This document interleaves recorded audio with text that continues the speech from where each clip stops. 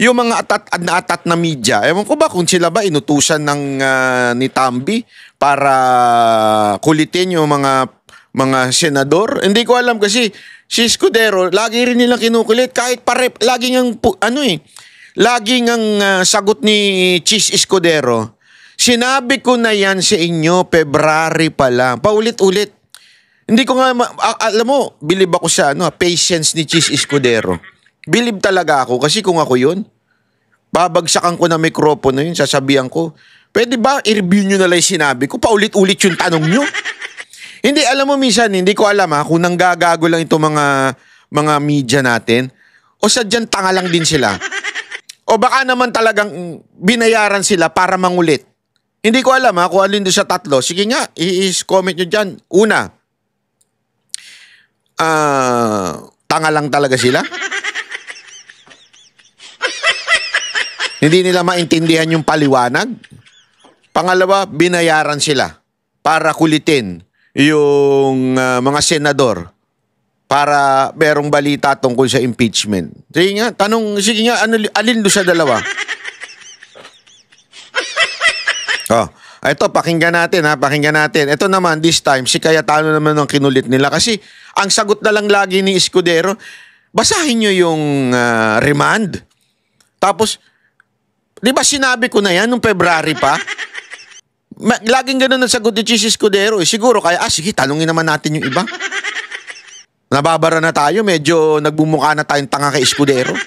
Tanungin naman natin yung iba. Ito. Can you assure the public na maipapalatag mo yung ebidensya? Kasi yung fear ngayon, sir, is that baka mangyari. Can you assure the public? Talagang saan galing yung tanong mo, Mayan? Si Mayan ba to? Parang si Mayan to ng TV5 eh. Hindi, ako nagtatanong lang saan galing yung tanong mo? Sa newsroom ba o kay Tambi? Hindi, kasi yung tanong niya, ma-assure mo ba yung public na talagang tutuloy ang paglatag ng ebidensya? Talagang alam mo kung bobo ito si Cayetano, nahulog siya sa patibong. Diba? Nahulog siya sa patibong. Pero hindi, pinaliwanag niya. At ito, paulit-ulit natin pinapaliwanag ito. This is a due process, ika nga. Ito po ay, hindi pala due process, sorry. This is the process pagdating sa hearing. Lahat ng cases, ganito ang proseso. Sabi ko nga, alam ko nga yan. Kasi nga po, di ba, nahaharap tayo sa ilang demanda. So, alam ko yung proseso sa pagdinig.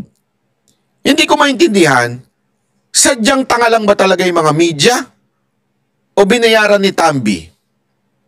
Ako nagtatanong lang pwede kayong sumangot, mga media. Tanga lang ba talaga kayo? At hindi nyo alam o binayaran kayo ni Tambi para magkaroon ng mistake itong mga senador. Buti na lang matatalino yung senador natin, di katulad ng mga nasa kamera. Na pagka-convene, ma-dismiss agad. Kasi it's something na option ng defensor, di ba? Pwede lang ilatag and then you will vote. And then, ang thinking kasi, sir, possible na pag nagkaroon ng majority vote, ma-dismiss agad. Or can you assure us na... Well, dun nga... Bakit gusto mo ng assurance? Parang gusto mo talagang matuloy, Yan ba sabi sa iyo ng amo mo na may-ari ng TV5? Hindi, ako nagtatanong lang, Ayaw nyo ba si Duterte? Sagabal ba sa negosyo? Hindi, ako nagtatanong lang ako. Ito yung mga tanong lang naman. Kasi because of yung what we should, nalito nung ibang legal luminaries ang publiko na ang uunahin ay yung ebidensya. Ang uunahin mo parati ay jurisdiction. Ano ba ang basihan ni Senator Bato nung sinabi niyang i-dismiss? Kasi daw unconstitutional kasi more than one impeachment filed in a year. So kahit saan korte, bago mo ipalatag yung ebidensya, titignan mo muna may jurisdiction ba yung korte na yan o hindi. So I can only assure the public na aabot tayo sa ebidensya if the whole impeachment court says na wala tong fatal constitutional defect that takes out jurisdiction from the court. Diba? So hindi pa pwedeng, ipakita mo muna lahat ng ebidensya mo kay VP Sara, saka natin tignan kung may jurisdiction o hindi. So yun yung una yung i-resolve, sir? Ala, paulit-ulit ang tanong! Minsan hindi ko talaga magets Sorry ayokong i-discredit yung 4 na taon yung pag-aaral sa journalism o broadcasting. Pero, kakasabi lang, kailangan unahin ng jurisdiction bago ang latag ng ebidensya. Tapos, yun uli yung tanong. Ayaw na mga ano yan. Ng mga jowa yan. Paulit-ulit. Di ba? That's the logical. Again, that's what we should. Di ba? Now, don't panic. It's organic. Because, una, may Supreme Court. Pangalawa, what's the worst case? The worst case, they can file another one after the 1 year. Diba? Yung sinasabi lang pwede ilabas sa lahat ng ebidensya, they can do that in the Committee on Justice. Pero baka hindi na tayo umabot doon. Kasi pag sinabi nung bagong 24 na meron tayong jurisdiction, tuloy-tuloy na yan. Ang problema, if you have a majority who says na they violated the Constitution, babaksak at babaksak sa Supreme Court yan. So I'm not telling you what will happen. I'm not telling you yung stand ko. What I'm telling you is the possibilities. That's just the reality. Diba? So may mga nagsasabi sa iyo. Nagigets ninyo mga kababayan? Simple lang naman eh. Determining the jurisdiction first, then after that, the 20th Congress, they will vote kung tutuloy o hindi. Based or kasabihin nila kung may jurisdiction ba o wala. Diba? Ganun lang naman kasimple din, present the evidence. Sa totoo lang, ito nga sabi nung iba, akala ko ba gusto ni BP Sara Duterte ng bloodbath? Diba? Yan ang sinasabi nila, gusto nila, akala ko ba gusto niya tapos atras naman pala siya. Hindi ho siya umaatras. Alam nyo, meron talagang tinatawag na strategy ang mga abogado pagdating sa hearing. Una, questionin muna yung jurisdiction. Kasama yan eh. Okay? Yan yung mga yan, yung talagang ginagawa yan, normal yan. Pangalawa, pagka medyo nakikita mo, mahina, imo-motion to quash mo. Diba? Bakit?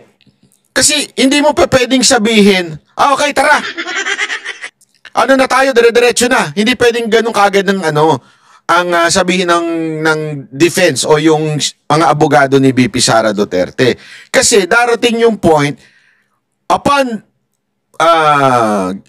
showing the evidence, pwedeng gamitin ng abogado yung argument na kaya nga sila humingi ng motion to quash kasi we believe na hindi tama yung ebidensya, mali at hindi ganito.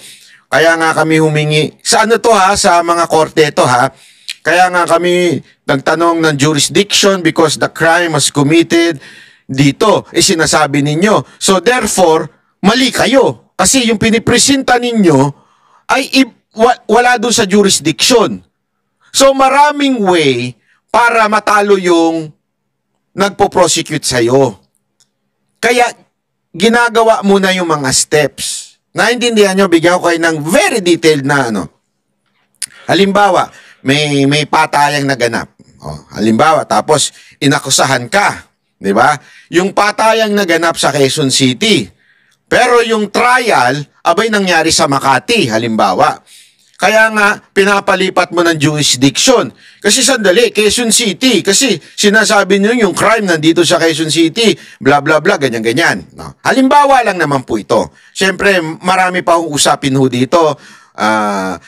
Biglang ipinilit ng prosecutor, di ko alam kung whatever reason, maybe kontrolado nila yung judge doon, whatsoever.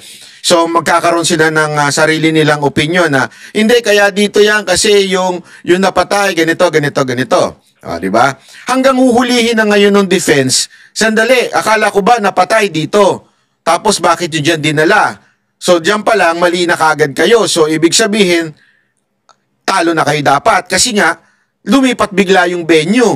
Tapos papatunayan mo ngayon. Sandali, yung napatay, hindi naman taga dyan. Taga dito siya. So doon pa lang talo mo na. Kung hindi ka